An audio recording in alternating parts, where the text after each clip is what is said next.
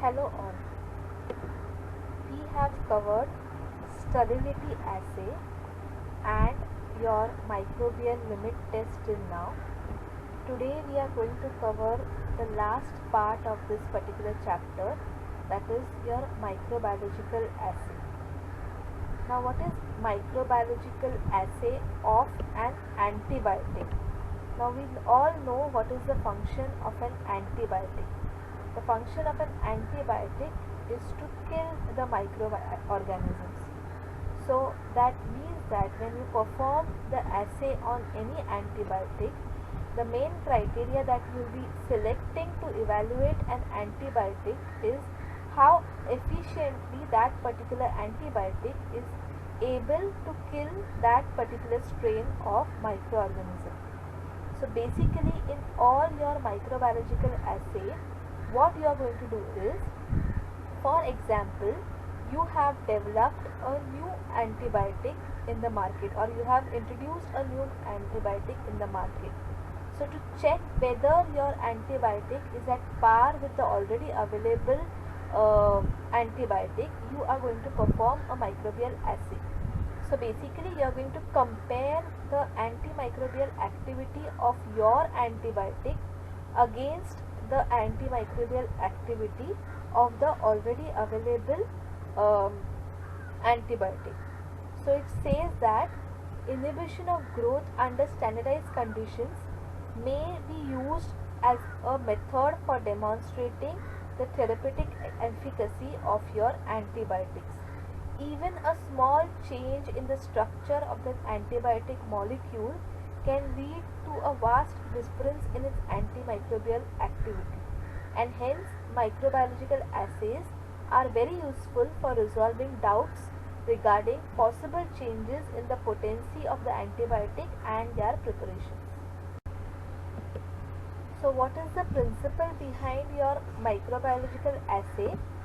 It's actually based upon a comparison of the inhibition of growth of microorganisms by measured concentration of the antibiotics to be examined with that produced by known concentrations of a standard preparation of an antibiotic having known activity. So what this complicated principle means, in this what you are going to do is, you are going to select your antibiotic and you are going to compare this selected antibiotic with an already available antibiotic with having a known activity. Okay, now during this selection it is very important that the concentration that you use for your antibiotic and the concentration that you will be using of the known antibiotic should be same, not almost, should be exactly same. That means you should be comparing both the antibiotics at the same concentration. Okay, now there are two methods for doing your microbiological assay. First method is called as your cylinder plate method, which is also called as your cup and your plate method, and second method is your turbidometric method, which is also called as your tube assay. Now we'll see what these methods mean. This slide basically gives you an idea how to make your media. So basically you take all the ingredients in sufficient water and you make 1000 ml, and later on the pH is adjusted by using sodium hydroxide or hydrochloric acid, so that after sterilization the pH is between 6.5 to 7.5. This slide gives you an overview of how to prepare buffers, prepare buffer solutions. Now basically buffer solutions are used as diluting solutions. Now the antibiotic that we are going to test, we are not going to use it in the same concentration. We are obviously going to dilute it so that not all the microorganisms in a particular petri dish are killed because of high concentration of antibiotic. So that is why appropriate dilution is required. This dilution is done with the help of buffer solutions.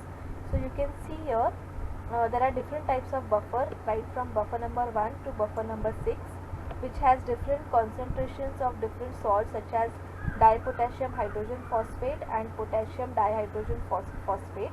And later on, after sterilization, you need to adjust the pH with either phosphoric acid or potassium hydroxide to get the desired pH that is mentioned in the table.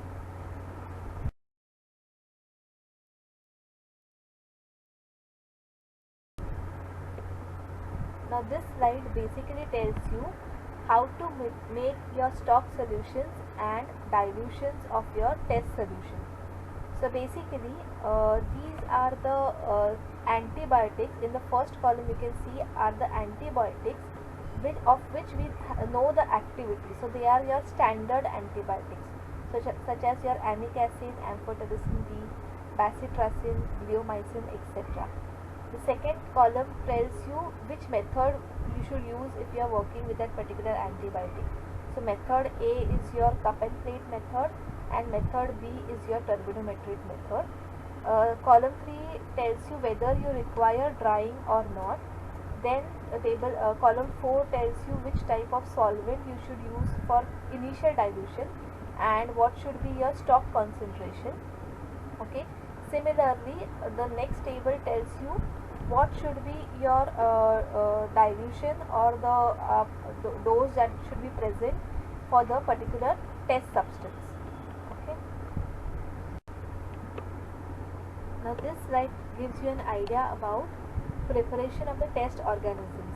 Now for each antibiotic, the test organism that needs to be used is also fixed. So for example, if we are using amikacin as your standard antibiotic, you are going to use Staphylococcus aureus. So ATCC is a kind of a library in which all kind of microorganisms are available and they are given a specific number. So if you are referring to ATCC library 29737 will always denote that the strain of the microorganism or that particular microorganism is your Staphylococcus aureus. Okay, now let's see the first method, and that is your cylinder plate or cup plate method. Now you all know how a petri dish that is filled with nutrient agar looks like.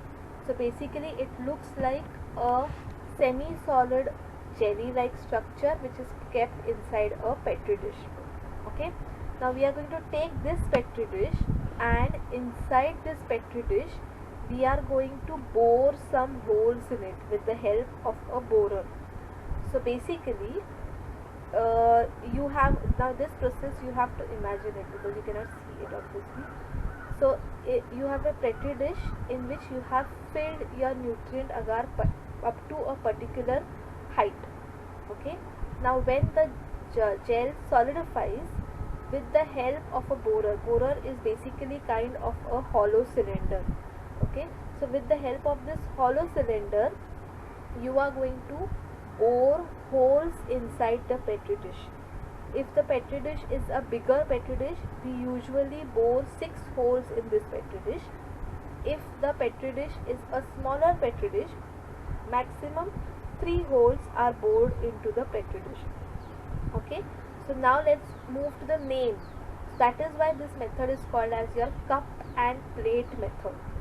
So whatever holes you have created in the petri dish becomes your cup, and your petri dish itself is called as a plate. Hence the name is your cup and plate method. Okay. Now what are we going to do in this cup and plate method is, I'll tell you the entire procedure. Okay. So initially we take the petri dish and we keep it in an autoclave for sterilization. Okay. Now we remove the petri dish and take it into the aseptic area. Now we take the nutrient agar which is still hot, that means it is still in the liquid state. This is present in a conical flask. Okay, I repeat, you have a nutrient agar which is hot, which is in the liquid state, present in a conical flask. Okay, in this you add the selected microorganisms. Okay, this can be say 0.1 ml or even 0.5 ml.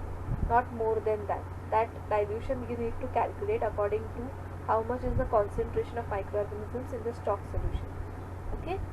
Now to this conical flask you add the microorganisms, you stir it, and you pour this liquid nutrient agar in your already sterilized petri dish. Okay, and you allow this petri dish to solidify, or rather to cool down, so that ultimately the nutrient agar gets solidified. So what you have basically done is you have used a pour plate technique. I again tell you what is a pour plate technique. In this, microorganisms are uniformly distributed throughout the media and then it is poured onto the plate. So the microorganisms are on the surface as well as they are submerged. Okay, so now our petri dish, which contains microorganisms on the surface as well as submerged, they are ready. Now this petri dish, we are going to take that borer, which is nothing but a hollow cylinder, and we are going to bore holes into the petri dish. Okay, so these holes now act as our cup, and your petri dish now itself becomes a plate. Okay, now suppose for the simplicity, you have made two holes in the petri dish. Okay, so what you are going to do is, in one of the hole you are going to pour your antibiotic. That means the antibiotic that is newly developed or which is not yet in the market. And in the second hole you are going to pour the same concentration of antibiotic, which is the activity you already know. Okay, so I repeat, there are two holes. In one hole you have put your antibiotic which is to be studied, and in the other hole you have put an antibiotic of the known activity. Both are used in the same concentration. Okay, now this petri dish you are going to keep it in your incubator for say 24 hours. Okay, now after 24 hours what you observe is, obviously the work of antibiotic is to kill the microorganisms. Okay, so after 24 hours you will see that around that cup you will see a region of you will see a clear region. Okay, now why the region is clear around that particular hole in which you have put antibiotic is because your antibiotic has migrated from the hole into the nutrient medium and it has killed the microorganisms that were there around the hole. Okay, so this particular region where there is no microorganism present inside your petri dish is called as zone of inhibition. ZOI, zone of inhibition. So that zone is basically the zone that is created because the antibiotic has killed the microorganisms in that particular area. Okay, now it is very obvious that if the antibiotic is more active, that means it has more activity, your zone of inhibition will be bigger. Okay, if your antibiotic has lesser activity, your zone of inhibition will be smaller. Okay, so if you are comparing two antibiotics, one is your test and one is your standard, if the zone of inhibition of both the antibiotics is same, both has same activity. If the zone of inhibition of your test is smaller than your standard is a better antibiotic, but your test is not a better antibiotic. Okay, so this is how we can use cup and plate method to find out assay of an antibiotic.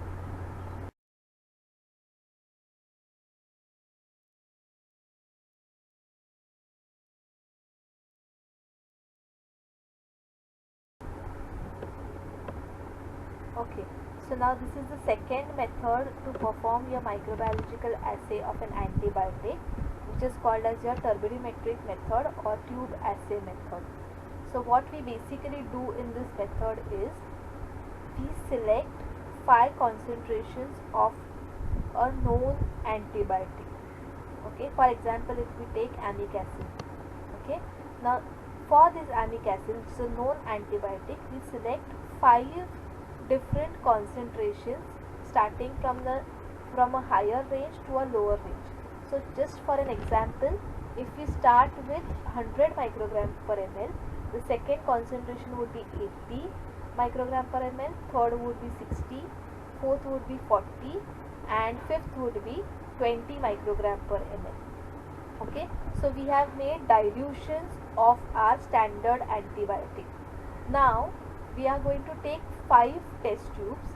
In this 5 test tubes, we are going to fill 9 ml of liquid nutrient broth, and in this 9 ml we have already put the microorganism which is suitable for amic acid.